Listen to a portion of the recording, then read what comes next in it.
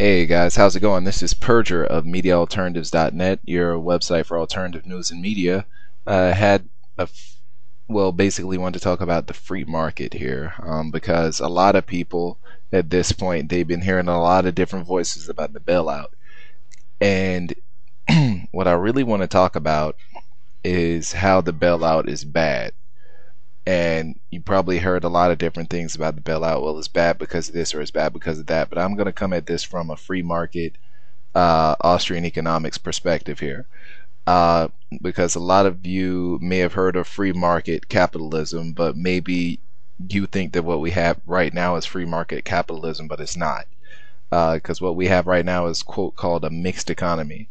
Now, of course, in a free market society, what really happens is that you, as the consumer or producer, depending on how you want to look at it, uh, you're the one who votes. And what it is almost like a democracy, because what you do is in real time you vote with your dollars. If a company isn't meeting your needs, well then you don't vote for it. And how you say, well, how you don't vote for it? Well, you don't vote for it because you don't give it any money. You don't pay for it. You go to a different company or you make your own company and you vote for that company with your dollar. So in effect, what you have is kind of like a real time sort of democracy thing. And it's a funny way to look at it, but it really is true. Now, so when you look at it in that way, that's what a capitalist society is. Now, in that type of society, and I'm assuming that is also from a libertarian perspective as well. Now, you wouldn't have government. Now, a lot of people say, well, greedy capitalists, people who are really greedy, uh, that's how monopolies are started, right? Well, no, if you really do some research on it, and Ron Paul even made this point himself, a monopoly can't come about without any government intervention, because people are gonna go for their own thing. I mean, you would have to have some sort of external force to come in to enforce a monopoly or force a monopoly on the people. So anyway, so that point being out the way, so how's the bailout bad? Well, think about it like this. All right, we've heard about the boom and bust cycle, and there was even a guy who I took in really high esteem, and this guy, who I thought was a really intelligent guy, still took for granted that there was a boom and bust cycle in the economy. There was always bubbles, and then those bubbles were always going to pop, and then we were always going to have recessions, or in worst case scenarios, depressions. Well, the Austrian School of Economics states that boom and bust cycles aren't necessary, that it is possible to have a state of success within the economy without having these boom and bust cycles.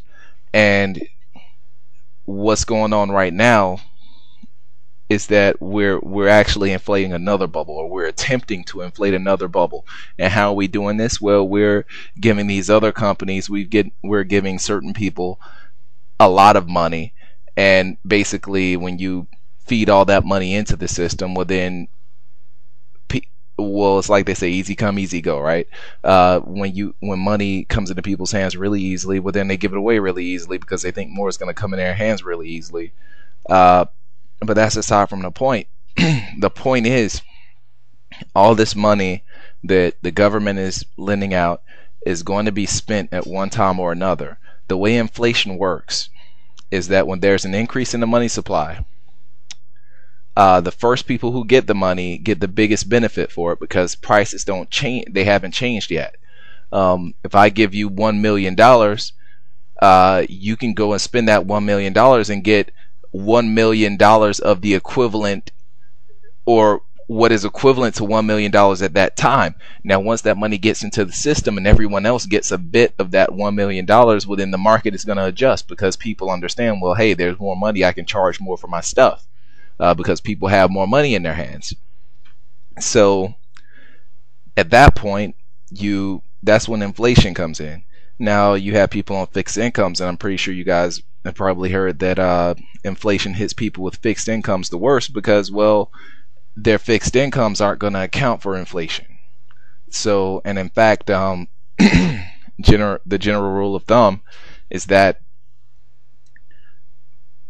is that wages always catch up last to inflation, which is a really really bad uh, side effect of economy. Is that of course managers and bosses, they don't really up their employee salaries until way after the inflation has taken place. What does that mean? Well, then that means that your money, even though you're getting paid a certain amount, your money doesn't buy you as much as it used to. So you'll notice a drop in what you can buy before you actually get a raise of some sort.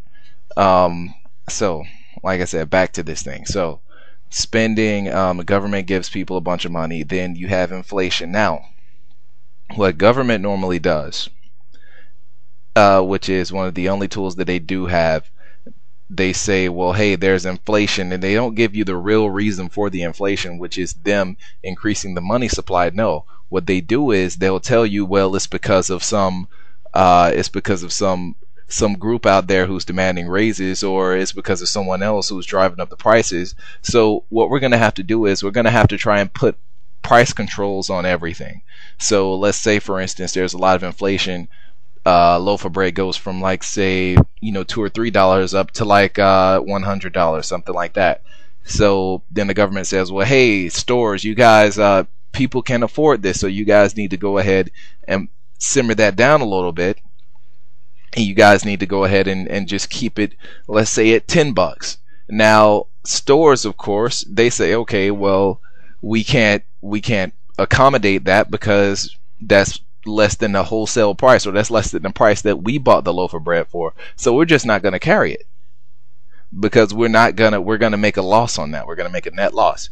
So what you end up having is inflation, then you have price controls that the government enacts, and then eventually you have shortages.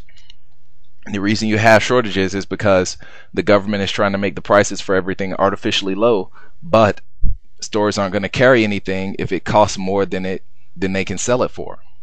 So you have shortages, and then of course afterwards people aren't happy when they say, well, hey, I can't get my loaf of bread, I can't get my milk or my water, I can't get the stuff for my baby, or I can't get the stuff for my kids. And people start to get angry, and of course there are eventually riots, or there's social unrest or civil unrest within the country. So it's a really simple way to look at it, really no nonsense way to look at it.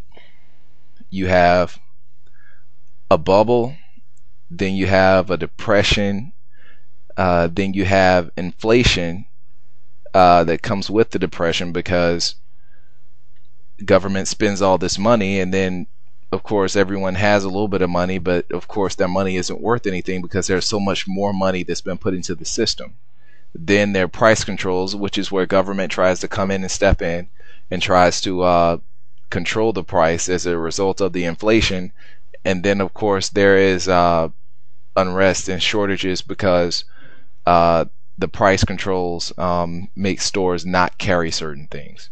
So that's a really quick and no nonsensical way to look at it. And the reason why I guess the Austrian School of Economics is a lot better in this regard is because whenever you look at a lot of the other schools, they all say, well, inflation is a rise in price. They don't, or that, but they don't really say, well, why there's a rise in price. They just say, well, it's a rise in price. But the reason why there is a rise in price is because of an increase in money supply. And the only people who can make money are the Federal Reserve. So when you look at it from that aspect, it's really quick and simple to see how inflation occurs, and how these sort of bailout plans are really bad because they do increase the money supply by so much. So anyway, that's just the way I look at it. And by the way, also, if you want to know the Austrian economics way to actually solve this depression that we're going into right now, is not to do anything, because what the market is trying to do is to readjust itself. And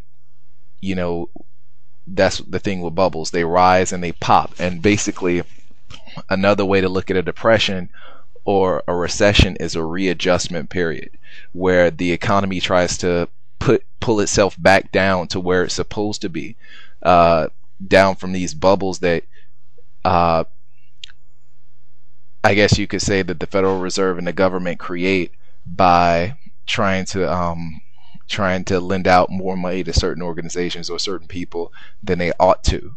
So if you have anything to say, just post it. Anyway, this is Purger, MediaAlternatives.net. You guys have a great evening. Bye bye.